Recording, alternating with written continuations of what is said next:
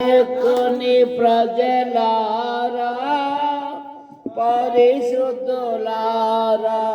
పాడెదము ఘనత మహిమా స్తుతులను పరిశుద్ధులారా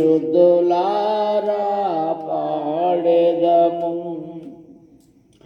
చెడు మార్గమున పోతిమి దాని అంతము మరణము. చెడు మార్గమున పోతిమి దాని అంతము మరణము.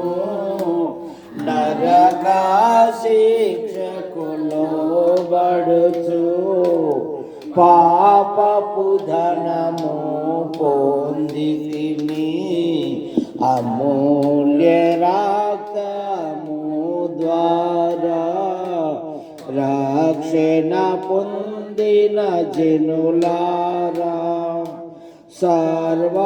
సర్వశక్తుని ప్రజలారా పరిశుద్ధులారా పాడెదము ఘనత మహిమా స్తుతులను పరిశుద్ధులారా పాడెదము పరిశుద్ధులారా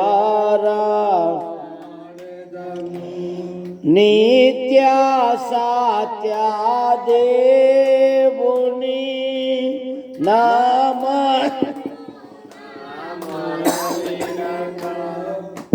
నిత్య సత్య దేవుని నామము నామరాలిడక స్వంత నీతి తోడానే దేవుని రాజ్యము కోరితిమి అమూల్య రక్తము ద్వారా రక్షణ పొందిన జనులారా సర్వశక్తుని ప్రజలారా పరిశుద్ధులారా పాడెదము ఘనత మహిమను పరిశుద్ధులారా పాడెదము పరిశుద్ధులారా పాడెదము. తన రక్తధారలలో మన పాపములను కడిగి తన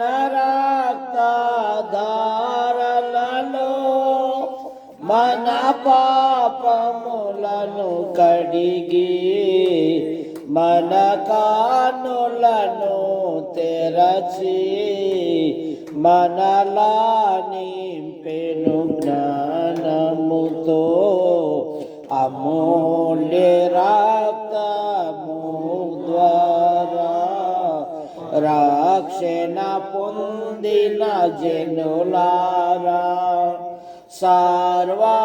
సర్వశక్తుని ప్రజలారా పరిశుద్ధులారా పాడెదము ఘనత మహిమా స్తుతులను పరిశుద్ధులారా పాడెదము పరిశుద్ధులారా పాడెదము. పాపులమైన మన మీద తనయాచార్య ఘన ప్రేమ పాపులమైన మన మీద తనయాచార్య ఘన ప్రేమ కుమారించెను మన ప్రభువు కృతజ్ఞత చెల్లింతుము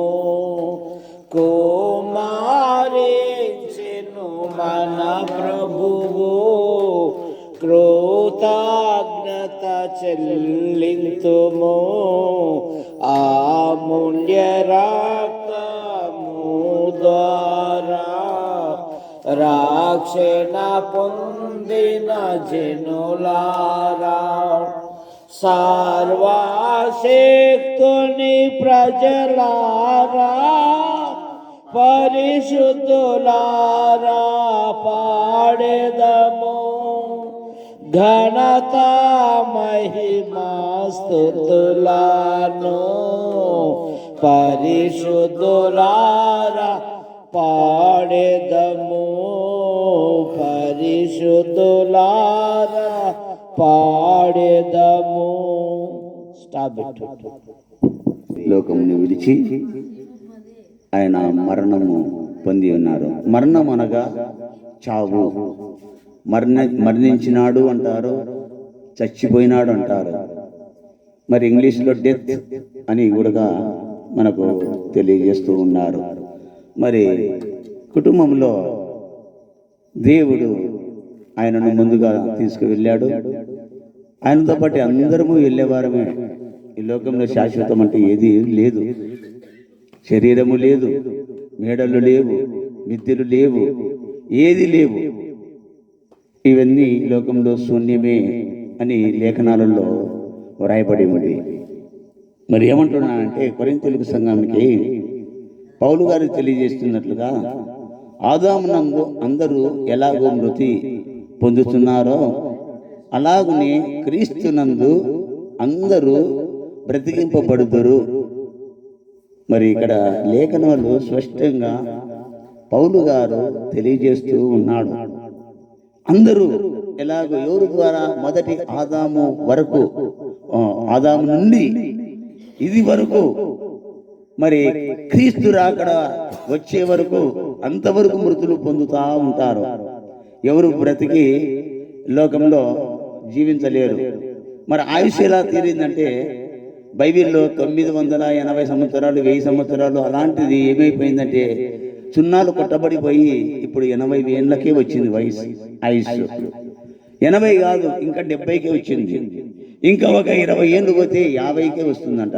అది సైన్సిస్టులు, జర్మనీ దేశస్తులు బాగా పరిశోధన చేశారు. మరి పరిశోధనలో అంటే వారు సైన్సిస్టులో ఆరితేరిన వారు. మరి ఆత్మీయ మరణము దేవునితో ఉంటుంది. ఆత్మీయ మరణం అనేది దేవునితో ఉంటుంది. శరీర మరణము లోకముతో ఉంటుంది. ఈ శరీర లోకంతో ఉన్నప్పుడు నాది నాది మాది ఇది మామూలే. మరి ఆత్మీయ మరణం పొందుకున్నట్టు అని మేము భావించి ప్రభునందు నమ్మకంలో ఉన్నాం. గుత్తి జయన్న గారు మరి ఆత్మీయ మరణం పొందుకున్నాడు. శరీరం అయితే విడిచి వెళ్ళాల్సిందే, మన్నుకు మన్నుగాను, ధూళికి ధూళిగాను. ఆత్మ అనేది దేవుని సన్నిధికి చేరాల్సిందే. మరి ఇక్కడ అంటున్నాడు కొరింథీయులకు రాసిన పత్రిక 15:22 ఏమంటున్నా అంటే ఆదామునందు అందరూ ఎలాగ మృతి చెందుతున్నారో అలాగనే క్రీస్తునందు అందరూ బ్రతికింపబడుతారు. మరి జయన్న గారు మరణించినారే కానీ దేవునితో లేపబడిన వాడుగా ఉన్నాడు, లేపబడతాడు అంతే. ఈ వాక్యంలో మానవుడు శరీర మరణమును పొందుట మాత్రము కాదు, కానీ దేవునికి దూరంగా పోవుట, ఆత్మీయ మరణము కూడా నందుదురని సంగతి మీకు తెలియజేస్తున్నాడు. ఇది యెహోవా దేవుడు తెలియజేస్తూ ఉన్నాడు. ఎవడు తెలియజేస్తున్నా అంటే మనల్ని ఏర్పరచుకున్నటువంటి యెహోవా దేవుడు తెలియజేస్తున్నాడు మనకు మరణం గురించి. మరి లోకం విడిచి వెళ్ళక తప్పదు. అయితే ఎట్లా ఉందంట, దేవునికి దూరముగా పోవుట చేత ఆత్మీయ మరణము కూడా నొందుతున్నారు. అందుకే జీవించే లోపు వయసు మళ్ళిన తర్వాత నువ్వు ఏ వాక్యం చెప్పలేవు, నువ్వు దేవుని యొక్క సువార్తను చెప్పలేవు. మరి ఆ జీవం ఉన్నంత వరకే. మరణము పొందిన తర్వాత నేను వాక్యం చెప్తా అంటే కాదు, ఈ లోకాన్ని చూడలేవు, ఈ లోకంలో నువ్వు ఉండలేవు. వెంటనే ఒకరోజు ఉంచుతారు ఈ లోకంలో, రెండో రోజు ఉంచుతారు, మూడో రోజు ఎత్తు వాసన పడతాడు, వాసన వస్తుంది, దుర్వాసన వస్తుంది. ఈ శరీరాన్ని ఏం చేస్తారంటే 3వ దినమైనా కానీ పూడ్చక తప్పదు. మరి ఆత్మీయ మరణము దేవుని సన్నిధిలో ఉండాలంటే మరి ఆయన దేవునికి సేవలో కూడా చేశాడు. నేను చూశాను, చిన్నతనంలో నేను చూశాను. అన్న దేవుని యొక్క పని విషయంలో దేవుని కోసము ఆరాటపడ్డాడు. ఆ విషయం నేను చూసినాను కనుక ఈ దినము దేవుని దగ్గర నిద్రించుతున్నాడని కూడా నేను నమ్ముతున్నాను. మరణం అనేది మందిర వారి స్థితి, వారు ఇంకనూ ఉండరని సంగతి నమ్మనట్లు మృతుల ద్వారా పోతే తప్ప చేసిన ప్రయత్నముల వలన తెలుసుకొనవచ్చును. ఇక్కడ ఈ విధంగా చెప్తున్నాడు, మరణం నొందిన వారి స్థితి వారు ఇంకను ఉండరను అంటే బ్రతికి ఉండరు సంగతిని నమ్మినట్లు మృతుల ద్వారా పోతే తప్ప చేసిన ప్రయత్నముల వలన తెలుసుకొనవచ్చును అని దావీదు కీర్తనలు దావీదు మనకు తెలియజేస్తున్నాడు. దావీదు కీర్తనలు 16 అధ్యాయం 10-11 ఏమంటున్నాడంటే, ఎందుకనగా నీవు నా ఆత్మను పాతాళములో విడిచిపెట్టు ఉన్నావు, నీ పరిశుద్ధిని కళ్ళు పట్టుకుని నీవు జీవ మార్గమును నీవు నాకు తెలియజేసేదవు. నీ సన్నిధిని సంపూర్ణత సంతోషము కలదు, నీ కుడి చేతి నిత్యము సుఖములు కలవు. దేవుని చేతులైతే మనం ఆయన కుడి చేతులు ఉన్నామంటే ఆయన సుఖములు దండిగా మెండుగా ఉంటాయి. మానవుడి చేతిలో ఉంటే కష్టాలే, ఇబ్బందులే, ఏడుపులే, బాధలే ఇవన్నీ లోకంలో కలగక తప్పదు, అవి అనుభవించక తప్పదు. అయితే ఆయన చేతిలో, ఆయన కుడి చేతిలో నిత్యము అంట. ఇక్కడ మరణం అనేది 2 మరణాలు ఉన్నాయి. ఇంతకుముందే చెప్పాను, ఆత్మీయ మరణము, శరీర మరణం అని.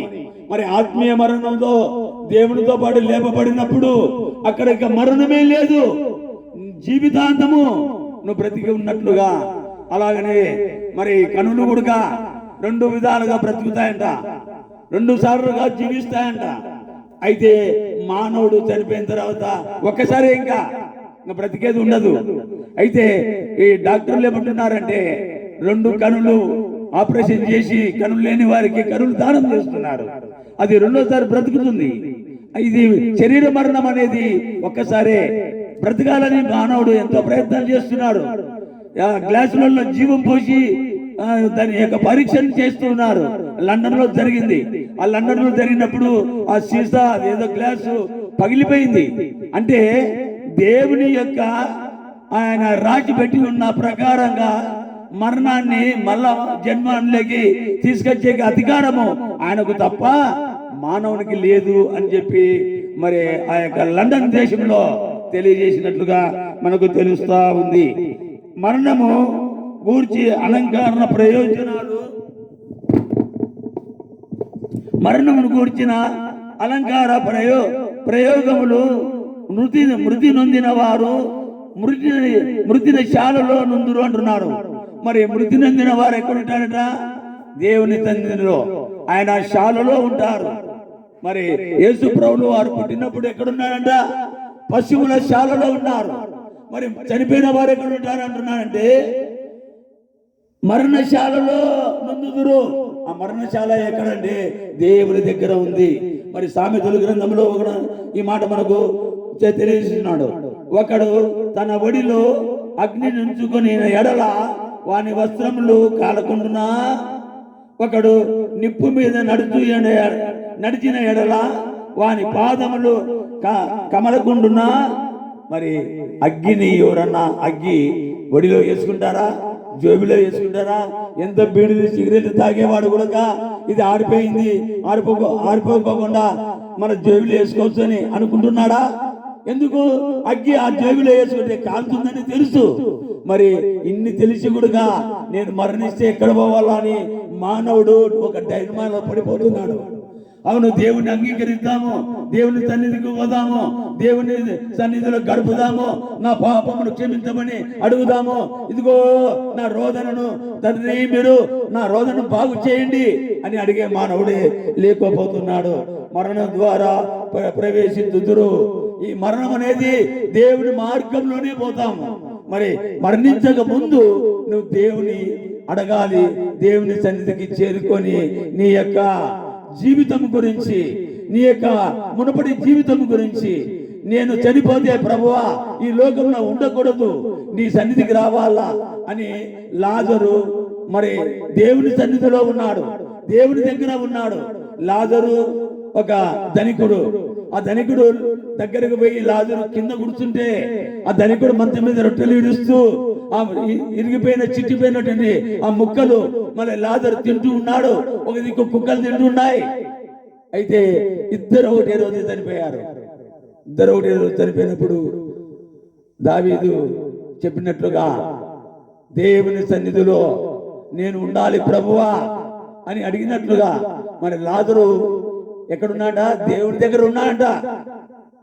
ఆ ధనికుడు ఎక్కడున్నాడు? అగ్గిలో పడినాడు. అది శరీరం కాలలేదు, బాధ, ఒక బాధ. పైకి చూశాడు. పైకి చూస్తే ఎవరు కానొస్తున్నాడు? లాజరు కానొస్తున్నాడు. మరి బ్రతికున్నప్పుడు ఆ ధనికుడు ఎక్కడున్నాడు? మంచం మీద కూర్చున్నాడు. ఈ యొక్క లాజరు ఎక్కడ కూర్చున్నాడు? ఆయన కాళ్ళ కింద కూర్చున్నాడు. ఏమైంది? పరిస్థితి తారుమారైపోయింది. అందుకే ఓడలు బండ్లు అవుతాయి, బండ్లు ఓడలేతాయని ఒక సామెత ఉంది. అలాగనే మరి ఆ పైకి చూసినట్టే ధనికుడు, ఓ లాజరు ఏమయ్యా నువ్వు ఆడున్నావు? నేను చూస్తే అగ్గిలో ఉన్నాను, ఈ బాధ తట్టుకోలేకున్నాను, అయ్యో అంటున్నాడు. మరణించినాక అయ్యో అంటే రాదు. మరణించకముందే నువ్వు దేవుని ప్రేమించాలి. మరి లాజరు నాకొక చిటికెడు ఏలు నీళ్ళు లద్ది ఒక డ్రాప్ నా నాలుగు మీదకి ఇడుచు. మరి రొట్టె తినేటప్పుడు ఒక రొట్టె ఇచ్చినాడా? ఇవ్వలే. మరి ఇప్పుడు అడుగుతున్నాడు, ఈ బాధను భరించలేకున్నాను అయ్యా, ఓ లాజరు నైనా కనికరించి ఒక డ్రాప్ చుక్క నా నాలుక మీద నిడుచు. అందుకే అగ్గి ఆరదు పురుగు చావదనేది అదే. అందుకే ధనికుడు ఆడ బాధపడుతున్నాడు. అయ్యా ఓ లాజరు, ఇంకా నా ఇంట్లో ఇంకా నలుగురు ఉన్నారు దేవుణ్ణి ఎరగకుండా. ఏమి తిందము, ఏమి త్రాగదము, ఏమి సుఖించదమని ఈ లోకంలో నేను అనుకున్నానే తప్ప మరణించిన తర్వాత ఈ నరకము అగ్నిగుండము ఉన్నది ఇప్పుడు చూస్తున్నాను. అందుకే నా కుటుంబంలో ఇంకా నలుగురు ఉన్నారు, దేవుని ఎరగలేకున్నారు. వారికైనా నువ్వు చెప్పయ్యా, దేవుణ్ణి అడగండి, దేవుని సన్నిధికి చేరాలంటే వాక్యానుసారంగా నడవండి అని చెప్పి ఒక్కసారి నా కుటుంబ సభ్యులకు ఆ నలుగురికి చెప్పయ్యా అని కింద అగ్నిలో నుంచి లాజరును బ్రతిమలాడుతున్నాడు. లోకము తారుమారు అనేది అదే. మరి అతనికి కూడా ఏం చేస్తున్నాడు? ఆడ బాధపడుతున్నాడు. నాలుగు ఎండిపోతా ఉంది, శరీరం ఏమి కాలలేదు, బాధ బాధ, ఆ బాధ చెప్పలేని బాధ. ఆడ అడుగుతున్నాడు లాజరును అడుగుతున్నాడు ధనికుడు. మరి ఉన్నప్పుడు కింద ఉన్నప్పుడు ఏం తిన్నాడు ఆయన? నీ రొట్టె ముక్క ఇరిగిపోయినటువంటి రొట్టె ముక్క కుక్కలకు ఒక ముక్క దొరుకుతుంటే లాజరుకు ఒక ముక్క దొరుకుతుంటే మరి దేవుని దగ్గరికి లాజరు పోయినట్లుగా నా కుటుంబ సభ్యులు కూడా అడిగి చేర్చునైనా ఎలా చేరాలనో అది ఆ ఇంటిలో, నా ఇంటిలో వారికి దేవుని యొక్క సువార్త ప్రకటించు అని లాజరు అడుగుతా ఉన్నాడు లాజరును. మరి మరణం ద్వారా ప్రవేశించురు. కీర్తనలు 9వ అధ్యాయం 14లో ఈ విధంగా అంటున్నాడు, మరణం ద్వారా ప్రవేశించకుండా నన్ను ఉద్ధరించువాడా, నన్ను ద్వేషించువారు నాకు కలుగజేయు బాధను చూడుము అంటున్నాడు దావీదు.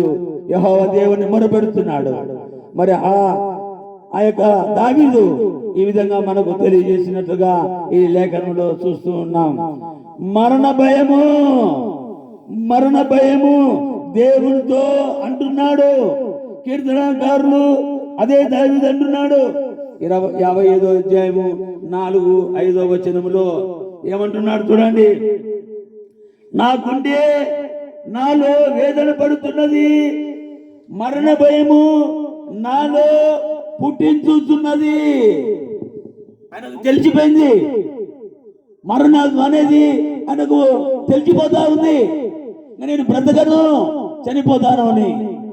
మరి ప్రేమైన దేవుని మాటలు వింటున్నటువంటి మనము మరి జీవం ఉన్నంత వరకే మాటలు వింటాము, మాట్లాడతాము.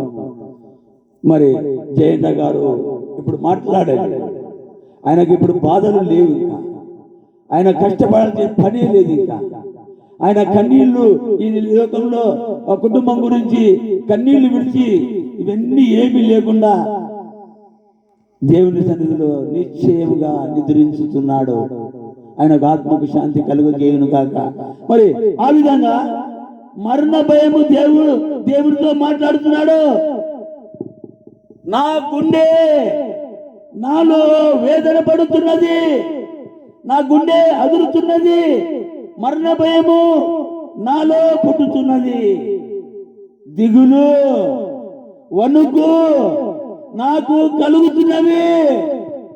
ఎంత బాధపడుతున్నాడు చూడండి దావీదు. జీవించి ఉన్నప్పుడు రాజుగా వెలిగాడు, సింహాసనాన్ని ఆధీనం చేసుకున్నాడు దేవుడి ద్వారా.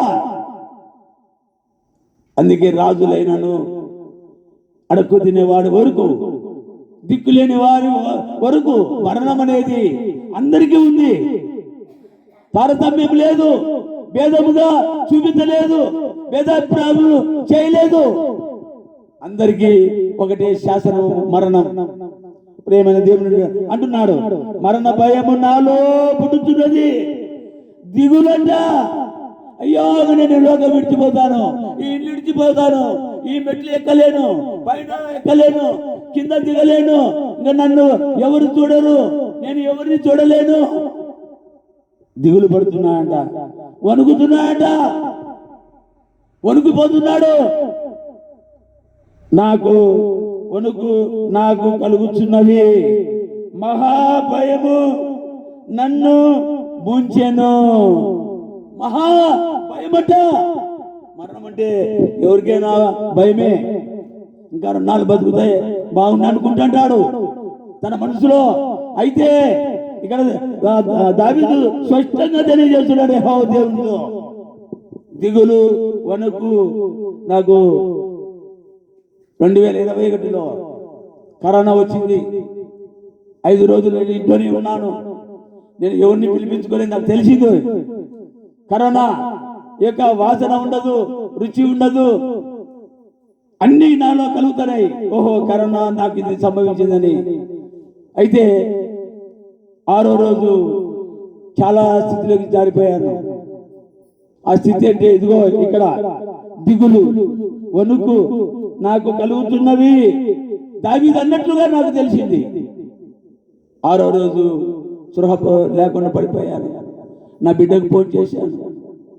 ఫోన్ చేస్తే ఒక కారు ఏర్పాటు చేసింది. అతను కారు డ్రైవర్ శానిటైజర్ అంతా కొట్టేశాడు. నేను కిందికి దిగి అక్కడ తట్టుకొని ఇక్కడ తట్టుకొని 20 నిమిషాలకు వయసు బొమ్మగాడు కారు ఎక్కాను. హాస్పిటల్లో పోయాలకు నాకు స్పృహ లేదు, పడిపోయాను. నా కూతురు ఆ డ్రెస్, ఆ కోవిడ్ డ్రెస్ వేసుకొని ఎక్కడున్నా నా తండ్రిని నాకు ఫోన్, ఆ పిల్లోడు పట్టుకోడు, ఫోన్ చేస్తా ఉంది, పలికేకి లేదు. అయితే ఎదురు చూసింది, ఆ డ్రెస్ తో దిగొచ్చింది. ఇక్కడ మా నాన్నే కదా అనుకున్నాడు. ఆ డ్రైవర్ మా అమ్మాయిని చూడలేదు, వచ్చి చూసింది. కుప్ప కూలి పడిపోయాను. నేను చనిపోతాను అనుకున్నాను. పాపం బండి దొబ్బుడు బండి తీసుకొని తీసుకొని పోయింది. తీసుకొని పోయి మంచం మీద పడేసింది. నాకు స్పృహ లేదుగా, నేను చనిపోతాను 7వ దినం అనుకున్నాను. అలా స్థితిలో 7వ దినం నేను అనంతపురం హాస్పిటల్లో చేరాను. నా కూతురు డాక్టర్ అమ్మ ఆ కోవిడ్ సెంటర్లో ఇద్దరు ఉన్నారు. పాపం బిడ్డ నానా అని చెవులు చెప్తా ఉంది. నీకేం కాదులే అంటా ఉంది. నాకు మరణం వచ్చింది, ఇంకా వణుకు వచ్చింది, భయం వచ్చింది, బాధ అయిపోతా ఉంది అని చెప్పి డాక్టర్ పోయి నేరుగా నా బిడ్డ కాళ్ళు పట్టుకుంది. సార్ నా తల్లి చనిపోయే సంవత్సరం ఇది కరెక్ట్. నా తండ్రి మళ్ళీ ఈ స్థితిలోకి వచ్చాడు. ఇద్దరు పోతే నేనేం చేయాలి? చనిపోయే ముందు నాకు ఉద్యోగం వచ్చింది. ఆ రోజు నా తల్లి ఉంటే నేను ఎంతో ఆనందపడేదాన్ని. ఆ రోజు కూడా మీ దగ్గర కన్నీళ్ళు ఇడిచాను. ఏమ్మా ఏడుస్తున్నా అంటే, అమ్మ ఉంటే సంతోషపడుతుంది అని పాపం దుఃఖంతో కాళ్ళు పట్టుకుంది. ఆ రోజు కూడా ఏడ్చింది. నన్ను బ్రతికించాలని చెప్పి డాక్టర్ కాళ్ళను పట్టుకుంది, మరి మేడం కాళ్ళను పట్టుకుంది. అమ్మ నన్ను కాదు, ఆయన క్రీస్తుని ఎరిగినటువంటి డాక్టర్, నువ్వు స్టాఫ్ రూమ్లో పోయి మోకాళ్ళ మీద ఉండి ప్రార్థన చేయి, తండ్రి కోసం దేవుడే బతికిస్తాడు. వైద్యులకు వైద్యుడు పరమ వైద్యుడు. మరి ప్రార్థన చేసుకుందంట. నాకు ఏమేమో ఇంజక్షన్ ఇయ్యరు, అయితే నాకు ఇంజక్షన్ పెట్టారు. ఒకటో రోజు మెరకు అంతే, మాట రాలే. రెండో రోజు కొద్దిగా, మూడో రోజు సక్సెస్, తిరిగి లేచాను. నాతో పాటు 5 మంది సేవకులు చనిపోతున్నారు ఫోన్లో వస్తానే ఉన్నాయి.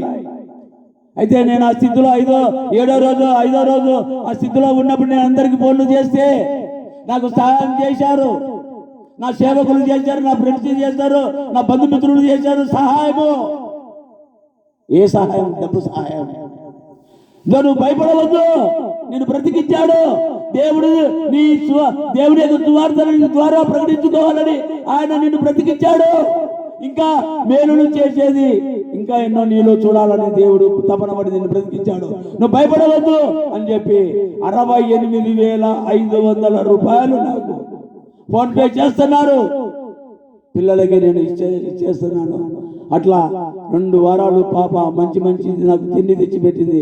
మరి దేవుణ్ణి అడగాలి. ఆ డాక్టర్ చెప్పినట్లా ఆ స్టాఫ్ రూమ్ లో పోయి మోకాళ్ళ మీద ఉండి ప్రార్థన చేసి, తండ్రి నా తండ్రిని బ్రతికించు, నువ్వు తప్ప ఎవరు బ్రతికించలేరు, నువ్వు ఏడ్చి ప్రార్థన చేసింది.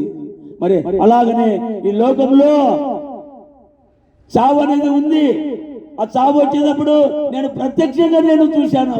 ఆ కరోనా సమయంలో నేను చనిపోతాననుకున్నాను, మరి దేవుడు బ్రతికించాడు.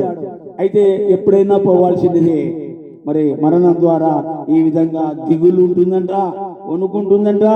నాకు కలుగుతున్నవి మహాభయము నన్ను ముంచి వేసెను. మహాభయమంట. మరి అలాగనే మరణ ఛాయను వెలుగు అని అర్థము. మరణ ఛాయను అనగా వెలుగు అని అర్థము. మరి యెషయా గ్రంథము 9వ అధ్యాయము 2వ వచనములో ఈ విధంగా మనకు తెలియజేస్తున్నాడు యెషయా భక్తుడు మరణం గురించి. చీకటిలో నడుచు జనులు గొప్ప వెలుగును చూచుతున్నారు. ఎంత స్పష్టమైన మాట చూడండి. మరి ఎక్కడ అంటున్నాడు? చీకటిలో నడుచు జనులు గొప్ప వెలుగును చూచుతున్నారు. మరణ ఛాయ గల దేవుని వాసనముగా వెలుగు, ప్రకాశవంతమైన వెలుగులో నిన్నును నన్నును చీకటి మార్గంలో లేకుండా, చీకటిలో ఉండకుండా. అందుకే యేసు ప్రభువు వారు పుట్టినప్పుడు ఏం తెచ్చాడంటే, అందరూ రక్షణ అంటారు, రక్షించేవాడే రైట్, నేను కాదండి. కానీ లోకము చీకటితో ఉంది కనుక, లోకము చీకటితో కప్పబడి ఉంది కనుక, నిండుకొని ఉంది కనుక, మహా చీకటిలో మానవుడు నడుస్తున్నాడు కనుక అదేం తెచ్చాడు? వెలుగును తెచ్చాడు. ఆ వెలుగే క్రీస్తు. ఆ వెలుగే క్రీస్తు. మరి ఆ విధంగా మరణ ఛాయను వెలుగుని అర్థము యెషయా గ్రంథంలో మనం చూస్తున్నాం. చీకటిలో నడుచు జనులు గొప్ప వెలుగును చూస్తున్నారు. మరి చూశాము, ఆ వెలుగును చూశాము.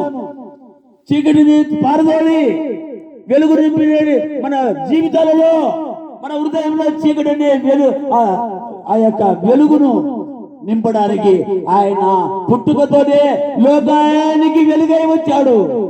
అందుకే ఒక భక్తుడు పాట రాశాడు, లోకమంతటా వెలుగు ప్రకాశించెను. యేసు జన్మించినప్పుడు లోకమంతటా వెలుగు ప్రకాశించెను. మరి ఈ లోకంలో చీకటిలో మగ్గిపోతున్నటువంటి నలిగిపోతున్నటువంటి ఆత్మలను రక్షించడానికి ఆయన వచ్చాడు. మరి అలాగనే మరణం ఛాయ గల దేశ నివాసులారా, మీ మీద వెలుగు ప్రకాశించును అని యెషయా భక్తుడు మనకు స్పష్టంగా తెలియజేస్తూ ఉన్నాడు. ప్రేమైన దేవుని బిడ్డలారా, మనము కూడా ఈ యొక్క శరీరం ఉన్నంత వరకు, ఈ ఊపిరి ఉన్నంత వరకు, నువ్వు నడిచే నడక వరకు, నీ ఆలోచన నీ తలపున ఉన్నంత వరకు నువ్వు దేవుని వైపు చూడాలి. నువ్వు దేవునితో సంబంధం కలిగి ఉండాలి. దేవుని వాక్యానికి లోపడాలి. దేవుని యందు మోకరించి నీ ప్రార్థనలు, నీ చీకటి జీవితాలను యేసు నామములో అవి లయపరుచుకొని నువ్వు దేవుని శక్తిని పొందుకొని దానివిగా వాడవుగా ఉండాలని మరి ఎంతో తపడబడుతూ ఉన్నాడు దేవుడు. మరణము గూర్చి, ఈ యొక్క మరణము గూర్చి నిబంధనలో, కొత్త నిబంధనలో బోధలు ఎన్నో ఉన్నాయి. మరణం గురించి క్రీస్తు చెప్పినట్లు సంగతులు ఈ శరీర మరణమును గూర్చి కాదు. మరి ఏ దాని గురించి? దేహమును చంపువానికి గాక ఆత్మను, దేహమును నశింపజేయవానికి భయపడని బోధించెను. మరి దేహమును ఎవరు చంపలేరు. శరీరాన్ని అయితే చంపగలుగుతున్నారు, నరుకుతున్నారు, రకరకాలుగా కత్తి పోట్లు పడుతున్నాయి, గొడ్డలు పోట్లు పడుతున్నాయి ఈ శరీరం మీద. అయితే దేహమును చంపేవాడు ఎవడు లేడు, దేవుడే ఆ ఆత్మ కనుక. అందుకే దేవుణ్ణి భయంతోనూ భక్తితోనూ ఆరాధించేవారు ఆత్మతోనూ ఆరాధించాలని అంటున్నాడు. మరి జయన్న గారు కూడా ఎన్నోసార్లు ప్రార్థనలో నేను చూశాను అన్న భయం ఉంది, దేవుని దగ్గరికి వస్తున్నాడు అని అనుకున్నాను. మరి ఈ దినం మరణించినాడు, అయినప్పటికీ దేవుని దగ్గర విశ్రాంతి, ఏ బాధలు లేవు, లేస్తేనే డ్యూటీ పోవాలనేది లేదు. మరి అలాగనే లూకాసు వార్తలు ఈ విధంగా అంటున్నాడు, 12:4-5 అది మరి చదువుకోవచ్చు మనము. మరణము ఒక నిద్రయో, మరణమంట ఒక నిద్రయా, నిద్ర విశ్రాంతి. ఇంత చక్కగా రాయించాడు చూడండి. మార్కు సువార్త 5:39 యేసు అంటున్నాడు, లోపలికి పోవు, మీరెలా గొల్లు చేయి ఏడ్చుతున్నారు. ఈ చిన్నది నిద్రించుతున్నదే గానే యేసు ప్రభువు వారు అక్కడ అంటున్నాడు, ఒక ధనికుడి యొక్క బిడ్డ చనిపోయినప్పుడు ఈ విధంగా ఆ యొక్క యేసు ఆ లోపలికి పోయాడు, ఇంటిలోకి పోయాడు. ఇప్పుడు మనకంటే మనం ఇక్కడ ఉన్నాము. అయితే అన్నగారు జయన్న గారు ఎక్కడ మరణించాడో ఆడ వెంట లోపలికి వెళ్ళాడు, ఆయనతో ఉన్నాడు. మరి అందుకే అంటున్నాడు, యేసు లోపలికి పోయాడంట. మీరు ఎలా గొల్లు చేస్తున్నారు, ఏడుస్తున్నారు? ఎందుకు మీరు ఏడుస్తున్నారు? ఎందుకు గొల్లును చేస్తున్నారు? ఈ చిన్నది, ఈ జయన్న నిద్రించుతున్నాడే గాని చనిపోలేదని వారితో చెప్పాను. ఎవరు చెప్పారు? యేసు చెప్పాడు. మరి ప్రతి ఒక్కరము నిద్రించక తప్పదు. అయితే ఆయన అంటున్నాడు చనిపోలేదు. మరి అలాగనే దాని నుండి మరణము నిద్ర లేపబడదనియు యోహాను 11:12 ఈ యొక్క వచనాలు 11వ అధ్యాయంలో ఈ వచనాలు అంటున్నాడు, ఆయన ఈ మాటలు చెప్పిన సంగతి తరువాత లాజరు నిద్రించుతున్నాడు. శిష్యులు ప్రభువును అడుగుతున్నారు, మరి లాజరు 3 రోజులు అయింది కదయ్యా, 4వ రోజు అయింది కదయ్యా, ఎలా బతుకుతాడంటే బ్రతుకుతాడు. నా యందు విశ్వాసం కలిగిన వాడు లాజరు చనిపోయినాడు కానీ మృతుల్లో నుండి నేను లేపుతాను అన్నాడు. మరి శిష్యులకి ఏమన్నా లేపే శక్తి వచ్చిందా? మరి మనం ఇక్కడ అందరం ఉన్నాము, జైనాన్ని లేపే శక్తి మనలో ఉందా? లేదు.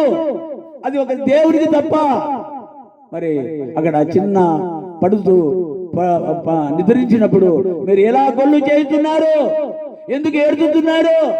ఆమె నిద్రించుతున్నదే గాని అని దేవుడు స్పష్టంగా చెప్పాడు. అపొస్తలుల కార్యములలో ఈ విధంగా అంటున్నాడు, క్రీస్తు పునరుద్ధానమునకు సాక్షులై దాని ధ్యానమందు మరణము పొత్తిగా మరిచినట్టు ఉండ్రి. క్రీస్తు మరణమును ఆయన ఈ లోకములో నుండి పరలోకమునకు వెళ్ళు నిర్ణయముగా, మరి నిర్భయముగా. ఎంత చక్కటి మాట తెలియజేస్తున్నాడు చూడండి, వినండి బాగా. మరణించినది క్రీస్తు మరణము ఆయన ఈ లోకములో. మరి ఈ లోకంలో క్రీస్తు కూడా చనిపోయినట్లుగా మనం లేఖనాలు చూస్తున్నాం. అయితే దేవునికి మరణము లేదు, జననము లేదు. నిత్య జీవుడు, సజీవుడు. ఆ నిత్య జీవుడు సజీవుడిలో మనము చనిపోయినా బ్రతుకుతే మనం గుడుక నిత్య జీవం పొందుకున్న వారమై ఉన్నాము. మరి పరలోకమునకు వెళ్ళు నిర్భయముగా. మరి జయన్న గారు పరలోకమునకు నిర్భయముగా దేవుని సన్నిధిలో ఉన్నాడని మనం నమ్ముతున్నాము. లేఖనములు స్పష్టముగా మనకు తెలియజేస్తున్నాయి. బైబిల్ గ్రంథము సత్యమైనది. మరి అలాగనే లూకాసు వార్తలో ఈ విధంగా తెలియజేశారు. 9:31లో వారు మహిమతో అగపడి ఆయన యెరూషలేములో నెరవేర్చబోవు. ఆయన యెరూషలేములో మనకు నెరవేర్చబో నిర్గమయ మాట, నిర్భయమైన మాటలాడుతుంది. నిర్భయంగా ఉండాలి. మన వేదన ఉంటుంది, బాధలు ఉంటుంది. అయితే నిర్భయము కలిగి నిబ్బరము కలిగి ఉండండి. మనము విడిచిపోయాడని చెప్పి బాధతో ఏడుస్తాము. అయితే నిర్భయంగా ఉండాలి. ఆయనను సంతోషపరిచే వారముగా ఉండాలి. ఒకనొక సమయం అందరం వెళ్ళాల్సినది. పరలోకంలో యెరూషలేము పట్టణంలో ఆయన మన కొరకు నివాస స్థలములు ఏర్పరిచినట్లుగా, వాక్యములో చెప్పినట్లుగా మన కోసము, మరి జయన్న కుటుంబం కోసము, మరి తల్లి తండ్రి అక్కడ ఉన్నారు. మరి ఈయన ఆయనకి ఆ కుటుంబంలో చేరుతున్నాడు. 1 by 1 చక్రం తిరిగినట్లుగా, కాల జ్ఞానము కాల ప్రకారంగా తిరిగినట్లుగా మరి మనం గుడుక ఆ కుటుంబంలోకి పోక తప్పదు. ఆ మహాపట్టణములో మన కోసము నివాస స్థలములు ఏర్పరుస్తున్నాడు. అందుకే జీవించి ఉన్నప్పుడే దేవుణ్ణి అంగీకరించాలి. జీవించి ఉన్నప్పుడే దేవుణ్ణి మనము నమ్మదగిన వాడుగా మన హృదయంలోకి చేర్చుకోవాలి. వాక్యం ద్వారా నోవహు వాక్యానుసారంగా నడుచుకున్నట్లుగా మనం వాక్యానుసారంగా నడుచుకోవాలి. ప్రియమైన దేవుని బిడ్డలారా, వారు మహిమతో అగపడి ఆయన యెరూషలేములో నెరవేరబోవు నిర్గమను గురించి మాట్లాడుతుండిరి. జీవించే కాలము మేలుకొనినప్పుడే ఆయన మహిమ చూతురు. మరి అలాగనే ఆయన మహిమ చూడాలంటే ఈ మరణాన్ని అనేది సంభవించక తప్పదు. పేతురు అడుగుతున్నాడు.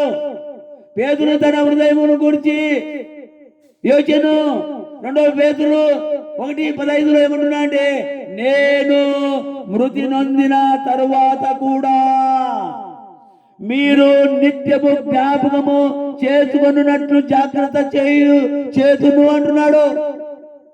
మరి పేతురు కూడా ఈ విధంగా నేను మృతిని పొందిన తర్వాత కూడా మీరు నిత్యము జ్ఞాపకం చేసుకున్నట్లుగా జాగ్రత్త చేతును అంటున్నాడు. దేవునితో మాట్లాడుతూ ఉన్నాడు. మరణం నందుట భక్తుడికి శ్రేయస్కరమని పౌలు తేటగా తెల్లగా వ్రాసెను. మరి మరణం నందుట అయిపోయింది. నేను ముగిస్తాను కుసాయి గారు. మరణం నందుట భక్తునికి శ్రేయస్కరమని పౌలు తేటగా వ్రాసెను. మరి 1వ దశలోనికలో రాసిన పత్రిక 4:14-16లో ఈ విధంగా అంటున్నాడు, మరణ శాసనము ఈ మరణ శాసనము హెబ్రీయులకు రాసిన పత్రికలో 9, 16, 17 అధ్యాయాలలో మరణ శాసనము ఎక్కడ ఉండునో అక్కడ మరణ శాసనము వ్రాసిన వాని మరణ అవశ్యము. ఆ శాసనమునకు వ్రాసిన వాడు మరణం పొందితే అది చెల్లును. మరి యేసు ప్రభువు వారు మన కోసము మరణాన్ని చూపించాడు. ఆయన భూమిలో 3 రోజులుగా పాతబెట్టాము, మనం పాతబడి ఉన్నాడు. మరి 3వ రోజు తిరిగి లేస్తానన్నాడు.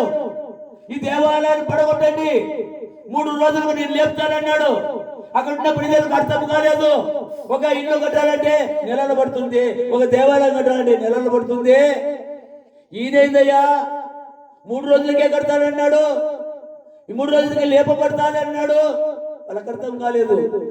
అంటే హృదయమే దేవాలయం పాట పాడారు భక్తులు. హృదయం అనేది దేవాలయం అంట. ఈ దేవాలయాన్ని మీరు పడగొట్టండి, తిరిగి 3వ రోజు లేపుతానంటున్నాడు. మరి లేచాడు, ఆయన మరణాన్ని గెలిచాడు.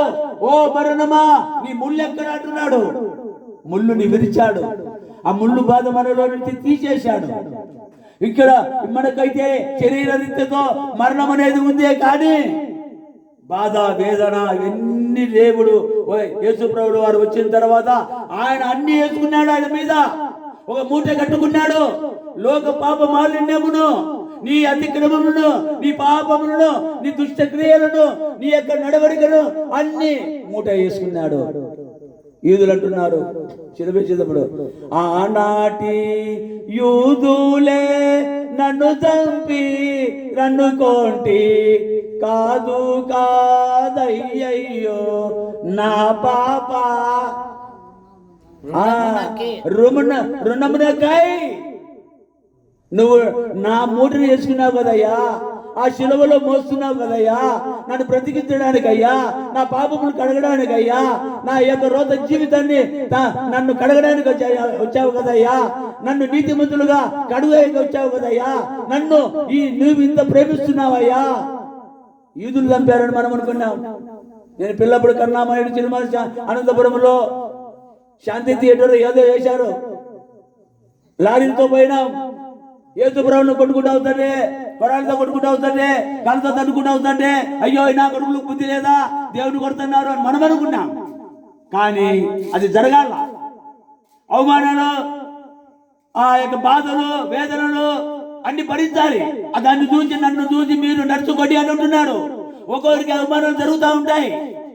ఆ అవమానాలు జరుగుతున్నాయంటే సాధారణ యొక్క ప్రేరేపణతో అవమానాలు జరుగుతాయి. కానీ మనకి ఏదో కోటి లేదంటే మనకి డబ్బు ధనము ఎక్కువయ్యి ఇలా లోకం అనుకుంటా ఉంటుంది. అయితే ఆ యొక్క నిందను, ఆ యొక్క అవమానము దేవుడు భరిస్తున్నాడు కనుక, నా పట్ల దేవుడు ఉన్నాడు కనుక ఆయన మీద మూట, మన పాప భార మూట, లోక పాప భార మూట వేసుకొని మరి ఏమైనాడు, రక్తం చిందించాడు, లోకానికి వెలుగై వచ్చాడు, మరి నీతివంతులుగా తీర్చడానికి వచ్చాడు. ఆయన ఎంత దేవుడు, ఎంత గొప్ప దేవుడు చూడండి. మనకి ఇప్పుడు మరణము లేదు, ఎందుకంటే దేవుడితో మనము సత్సంబంధం కలిగి సహవాసంలో ఉన్నాం కనుక, ఆ ప్రార్థన జీవితంలో ఉన్నాం కనుక, రక్షించు తండ్రి అని అడుగుతున్నాం కనుక. శరీరానికి మరణం ఉంది కానీ ఆత్మకు మరణము లేదు. మరణ ఛాయలను దేవుడు తప్పించేవాడుగా ఉన్నాడు. ఒకవేళ నువ్వు మరణిస్తే మరి క్రీస్తు రాకడలో, 2వ రాకడలో ఆయన మధ్యాకాశంలోకి వచ్చినప్పుడు, ఆయన మేఘారూఢమై వచ్చి లేచినప్పుడు, ఆయన పిలిచినప్పుడు ఆ గంభీర శబ్దానికి మృతులందరూ లేపబడినట్లుగా మరి జయన్న గుడుక. అందుకే దొంగ శిలువలో ఉన్న మాట అంటున్నాడు, దొంగ అడుగుతున్నాను, అయ్యా నీ రాజ్యంలో పోయినప్పుడు నన్ను చేర్చుకుంటున్నాడు. మరి ఏమన్నాడు? దేవుడి దగ్గర నుంచి కొన్ని సమయాలు, సందర్భాలలో అప్పుడే క్షణమే జవాబు వస్తుంది. ఒక్కోసారి నెలలు గడుస్తుంది, ఒక్కోసారి సంవత్సరాలు పడుతుంది. మరి హిజ్కియా రోగం వచ్చినప్పుడు యెషయా భక్తుడు పోయి చెప్పాడు, నువ్వు చచ్చిపోతా ఉన్నాడు. మరి ఆ ఇంటిలో నుంచి సెంటర్లోకి నడిట్లోకి వచ్చినప్పుడు మళ్ళా యెహోవా దేవుడు యెషయాతో అంటున్నాడు, ఆయుషిస్తున్నాను చెప్పుపో. మళ్ళీ ఎట్లా పోయి ఓ హిజ్కియా నువ్వు భయపడవద్దు, నువ్వు మరణంలో నుంచి దేవుడు నీకు మళ్ళీ 15 సంవత్సరాల ఆయుష్ను పొడిగించాడు. మరి అక్కడ